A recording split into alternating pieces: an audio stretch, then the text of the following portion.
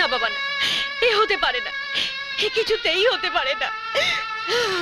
আমি তোমার পায়ে ধরছি বাবা, এ বিয়ে তুমি আমায় করতে বলো না, এ বিয়ে তুমি আমায় করতে বলো না বাবা। ওঠ মা, ওঠ মা, ওঠ ওঠ, কাঁদিস না, আমার কথা শোন মা। তুমি যা বলবে আমি সব শুনবো বাবা, কিন্তু এ বিয়ে তুমি আমায় করতে বলো না। এতদিন ধরে আমি মনে মনে রাজাকেই স্বামী বলে জেনেছি, ওকে ছাড়া অন্য কাউকে আমি স্বামী বলে ভাবতে পারবো না বাবা। কিন্তু এছাড়া আমার যে অন্য কোনো উপায় নেই মা। সেদিন খুব বড় মুখ করে আমি সূর্যবাবুর সামনে বলেছিলাম, এই শক্তি পরীক্ষায় যে জিতবে তার সঙ্গে আমি তোর বিয়ে দেব। আমি বুঝতে পারিনি রাজা এইভাবে হেরে যাবে। এখন শশাঙ্কের সঙ্গে আমি যদি তোর বিয়ে না দিই তাহলে যে আমার মুখে চুনকালি পড়বে মা। গ্রামের মানুষের কাছে আমার মান সম্মান সমস্ত ধুলোয় মিশে যাবে। আমি কারোর কাছে মুখ দেখাতে পারবো না মা। বাবা, তুমি তোমার মান সম্মান রক্ষা করতে গিয়ে তুমি তুমি তোমার মেয়ের জীবনটা শেষ করে দেবে বাবা, বলো। গৌরী, দেখ মা, গরিবদের এই মান সম্মান ছাড়া যে আর কিচ্ছু নেই মা, কিচ্ছু নেই। তুই এই বিয়েতে রাজি হয়ে যা, এই বিয়েতে তুই রাজি হয়ে যা মা, রাজি হয়ে যা।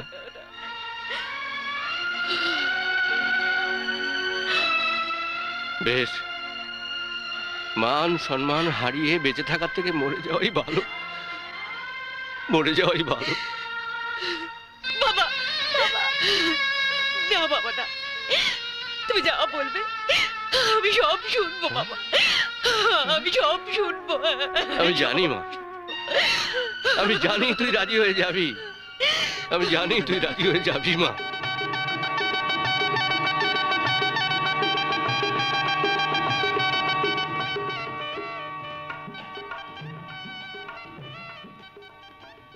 আমি তোমার খুব অসুবিধা করে দিলাম তাই না? তোমার ভালোবাসার রাজাকে হারিয়ে আমি তোমাকে জিতে নিলাম, যা তুমি স্বপ্নেও কোনোদিন ভাবতে পারোনি। এখন রাজার মরা ভালোবাসা বুকে নিয়ে তোমাকে সারাটা জীবন আমার বউ হয়ে থাকতে হবে। একে প্রণাম করছো কেন? তুমি আমার স্বামী, স্বামীকে প্রণাম করে বাসর ঘরে প্রথম রাতটা শুরু করতে হয়, এটাই রীতি। ন্যাকামো করো না, আমি জানি এখনো তুমি রাজাকে ভালোবাসো, রাজাকে তুমি কোনোদিনও ভুলতে পারবে না, আর সেটাই আমি চেয়েছিলাম। আমি থাকবো তোমার জীবনে, আর রাজা থাকবে তোমার মনে।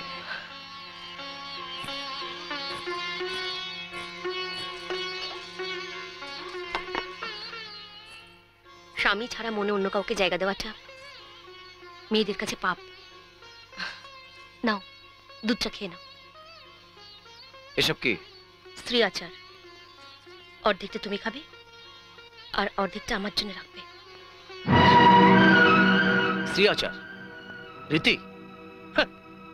তোমাদের কুঁড়ে ঘরের রীতি নীতি আমাদের এই বড় ঘরে দেখাতে শোনা।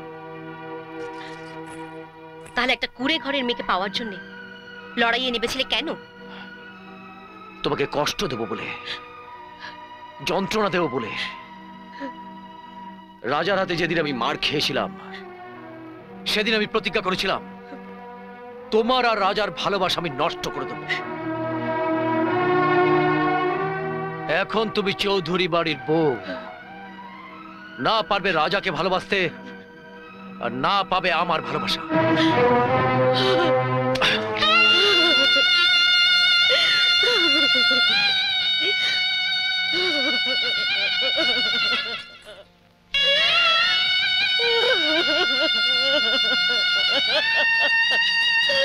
এটা নাও। না না, দেনা পাওনা লাগবে না। এটা দেনা পাওনার ব্যাপার নয়, এটা তোমার কাজের মজুরি। কাজের মজুরি? সুমিতাকে বিয়ে করার কথা তুমি ভুলে যাও। সুমিতা তোমার জন্য নয়, আর আজকেই তুমি গ্রাম ছেড়ে চলে যাবে। চলে যাব? হ্যাঁ, চলে তো তোমাকে যেতেই হবে গোবিন্দ।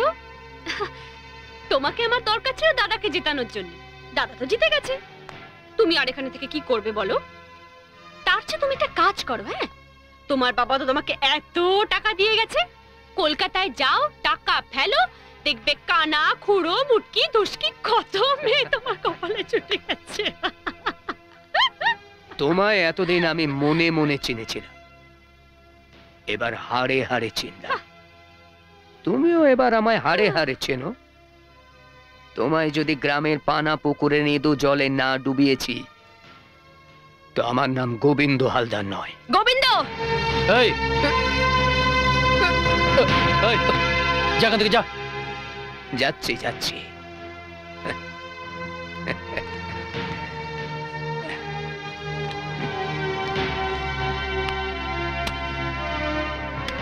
এটা আমার তরফ থেকে তোমাদের দুজনের মজুরি, আমার ভুল ভাঙিয়ে দেবার জন্য। হ্যাঁ, চলি। টাটা। টাটা। ও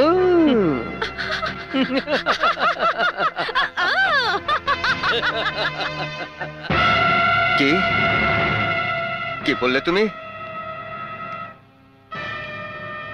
এসব এসব সত্যি?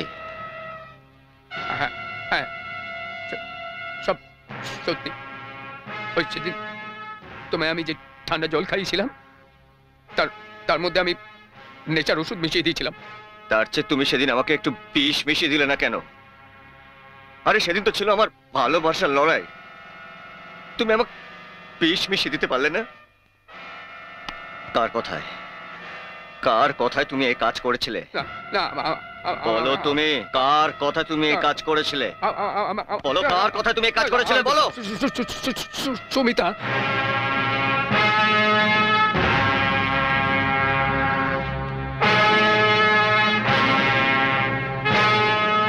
সুমিতা?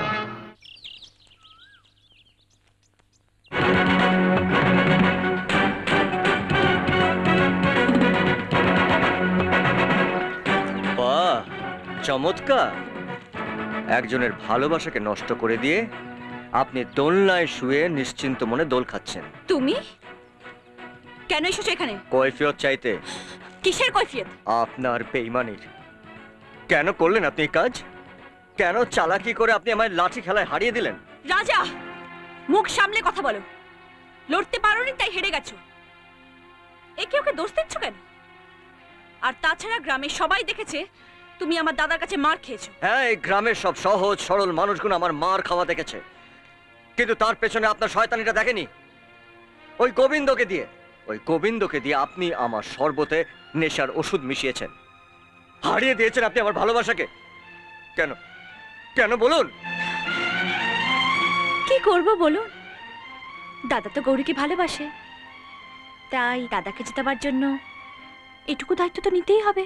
তার চেয়ে বলুন না যে গৌরীকে আমি ভালোবাসি জেনে আপনি হিংসায় জ্বলে পুড়ে মরছেন, তাই বেঈমানির রাস্তা ধরে গৌরীকে আপনি আমার কাছ থেকে সরিয়ে দিয়েছেন। হিংসে? তোমাকে? ও মাই গড, কি আছে তোমার রাজা বাবু যে আমি তোমাকে হিংসে করব? চাষা ভূষর ছেঁড়া কাঁথাকে রাজকন্যা হিংসে করে না, করুণা করে। আপনি নিজেকে রাজকন্যা ভাবতে পারেন, করুণা করতে পারেন আপনি আমার উপর, কিন্তু আপনি আমার যা ক্ষতি করেছেন তার আমি শোধ তুলব, তবে আপনার ওই করুণা দিয়ে নয়, আপনার ভালোবাসা পেয়ে। হ্যাঁ,